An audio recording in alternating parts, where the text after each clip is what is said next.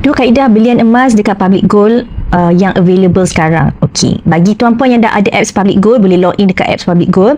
Dan dekat sini akan nampak dua kaedah belian, iaitu Gold Accumulation Program dan juga Physical Outright Purchase.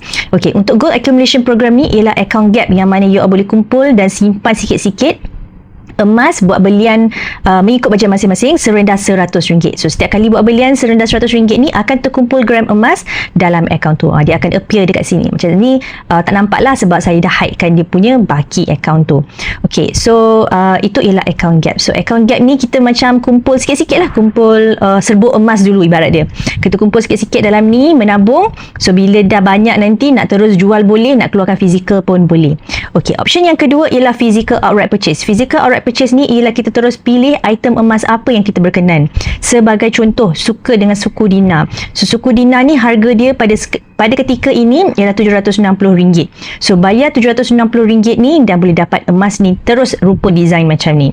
Maknanya dah fix lah, dah tahu, dah tentu dah nak beli emas apa. Berbanding macam account gap ni tadi, dia tak ada bentuk apa-apa lagi, dia dalam bentuk serbuk lah ibarat dia. Sebab tu kita kumpul sikit-sikit dulu dalam account. Okay, itu adalah dua kaedah yang sangat-sangat simple. Ramai sangat-sangat suka simpan dalam account gap ni sebab dia mesra bajet, sebab kita boleh dapatkan serendah RM100. Dan kat sini nak top up RM100 ni tak semestinya kena buat setiap bulan. Nak buat belian setiap hari, setiap minggu, setiap bulan, boleh saja, terpulang kepada bajet masing-masing.